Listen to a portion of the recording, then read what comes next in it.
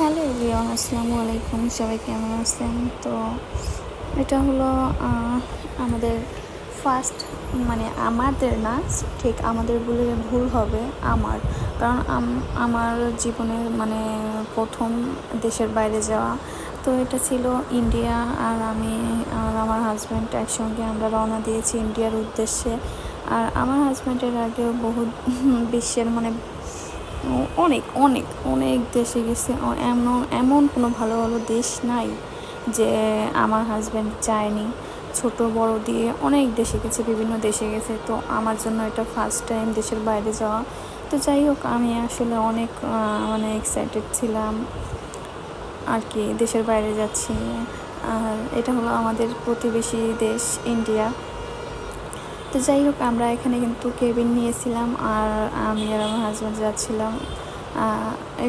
এখন কিন্তু সকাল, আর আমরা রওনা দিয়েছিলাম রাতে। এখন আমরা প্রায় ইন্ডিয়ার বর্ডারের কাছাকাছি চলে আসছি প্রায়। আর একটু পরে আমরা আর কি বাংলাদেশ ক্রস করে ইন্ডিয়ার ভিতরে ঢুকবো। তো সকালে আমরা খাবার নিয়েছিলাম, এখানে কিন্তু আমাদের খাবার দেয়নি, আমাদের কিনে নিতে হয়েছে। তো যাই হোক, সকালের খাবার ছিল এটা। আমরা নাস্তা করলাম।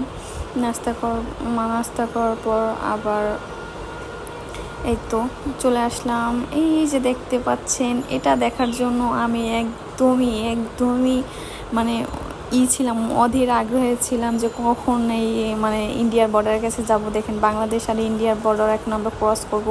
আর ওই যে দেখতে পাচ্ছেন যে আর্মি বলেন বা সেনাবাহিনী যাই হোক ওখানে দাঁড়িয়ে আছে। আর ওই যে দেখছেন তারকাটা সীমানা দেওয়া, বাংলাদেশের সীমানা। এখানে আমরা এখনও কিন্তু বর্তমানে বাংলাদেশের ভিতরে আছি। এখন আমরা বাংলাদেশের সীমানা অতিক্রম করে ইন্ডিয়ার ভিতরে ঢুকবো। এই ঢুকে যাচ্ছি, এই ঢুকে গেলাম ইন্ডিয়ার ভিতরে।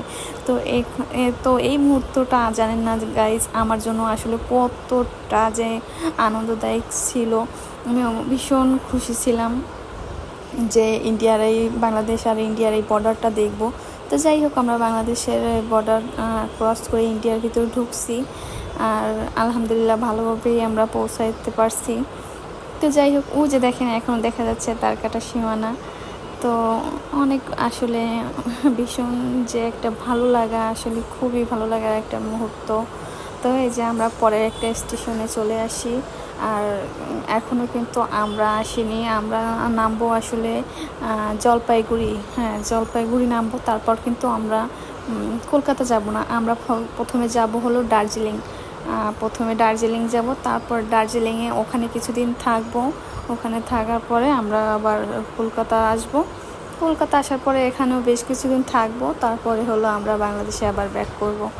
তো দেখতেই পাচ্ছেন গাইজ, আমরা এখন রওনা দিয়ে দিয়েছি।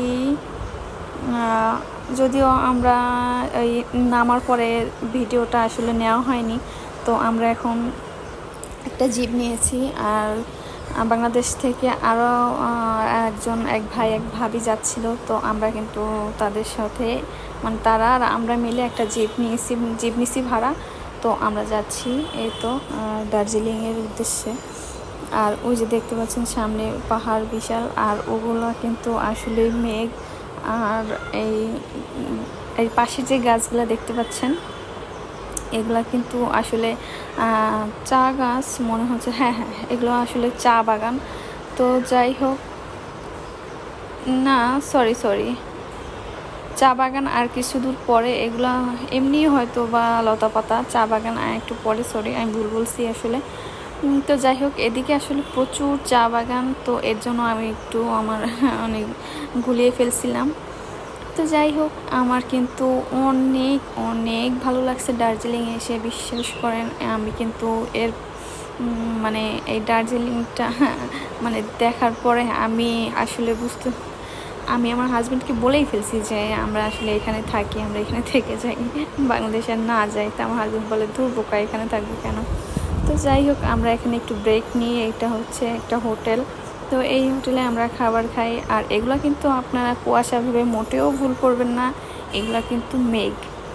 দেখছেন মেঘের ভিতরে মনে হচ্ছে যে একদম মেঘের ভিতরে হারিয়ে যায় গাইজ, এত সুন্দর মেঘ আমি এর আগে কখনো দেখি নাই। যে মেঘের ভিতর দিয়ে যাচ্ছি, মেঘ ছুঁতে পারতেছি, আসলে ভীষণ রকমের অসম্ভব সুন্দর একটা অনুভূতি ছিল। তো তারপর যাই হোক আমরা ওখানে খাওয়া দাওয়া করি, খাওয়া দাওয়া করার পরে কিন্তু আমরা আবার রওনা দিই, কারণ এখান থেকে মানে আমাদের স্টেশন থেকে দার্জিলিং যেতে মোট আমাদের 2.5 ঘন্টা থেকে 3 ঘন্টার মতো এরকম লাগছিল। তো দেখেন পাহাড়ের চূড়ায় ছোট ছোট ঘর বাড়ি কত সুন্দর লাগতেছে, অপরূপ দৃশ্য। আর এখানে দেখেন আমরা পাহাড়ের গা দিয়ে কিন্তু এই রোডগুলা, তো দেখেন গাইস কি সুন্দর, অসম্ভব সুন্দর, আল্লাহর যে কত সুন্দর মানে প্রকৃতি এগুলো আসলে ওই যে দেখেন একটা ঝর্ণাও দেখা যাচ্ছে, ওখানে ঝর্ণা আছে। আসলে কিন্তু ওরা এখানের মানুষ পাহাড়ের কিন্তু কোনো কল নাই, কোনো ধরনের পানির ব্যবস্থা নাই, সবাই কিন্তু এই ঝর্ণার পানি মানে দিয়ে পাইপ দিয়ে আর কি ব্যবহার করে। ঝর্ণার পানিটাই সবাই মানে খায়, কাজবাজ করে। এই যে দেখেন পাইপ, রাস্তার গা দিয়ে যে পাইপ, এই পাইপ দিয়ে আসলে কিন্তু ওই ঝর্ণার পানিগুলাই যায়, এই ঝর্ণার পানি ছাড়া কিন্তু অন্য কোনো পানির কিন্তু এখানে ব্যবস্থা নাই। আর দেখেন আল্লাহর কি অপরূপ সুন্দর দৃশ্য, আসলে ট্যুরে না গেলে আসলে এগুলো বোঝাই যায় না। দেখেন পাহাড়ে আমরা কিন্তু অনেকটা অনেকটা উপরে উঠে গেছি। তো আমি কিন্তু যতই মানে যতই দূরে যাচ্ছিলাম ততই জানি হারিয়ে যাচ্ছিলাম মেঘের ভিতরে, যে এত সুন্দর আল্লাহর যে দুনিয়ার ভিতরে এত সুন্দর সুন্দর জিনিস, এত অপরূপ দৃশ্য যে আল্লাহ বানায় রাখছে আমাদের জন্য।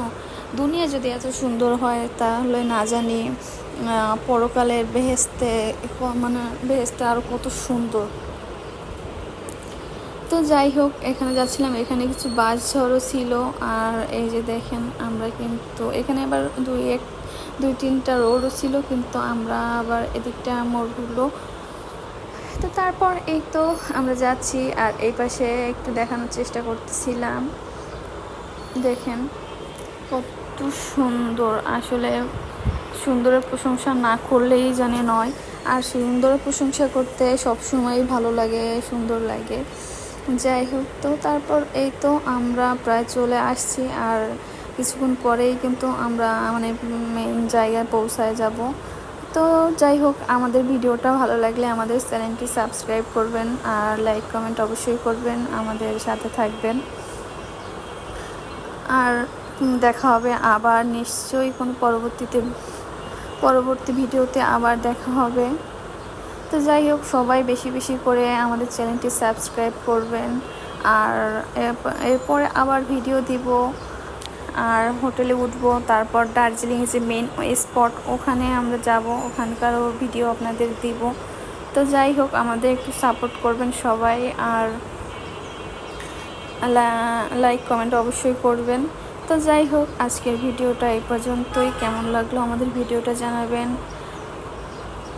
দেখেন এখানে আবার বিশাল বড় একটা ঝর্ণা আছে, যদিও আমরা এখানে নামতে চাইছিলাম কিন্তু আসলে অনেক 2 দিন ধরে 2 দিনের কাছাকাছি বলতে গেলে 1.5 দিন অনেকটা জার্নি করছি, তো ভীষণ টায়ার্ড ছিলাম। তো আল্লাহ হাফেজ গাইস, পরের ভিডিওতে আবার দেখা হবে।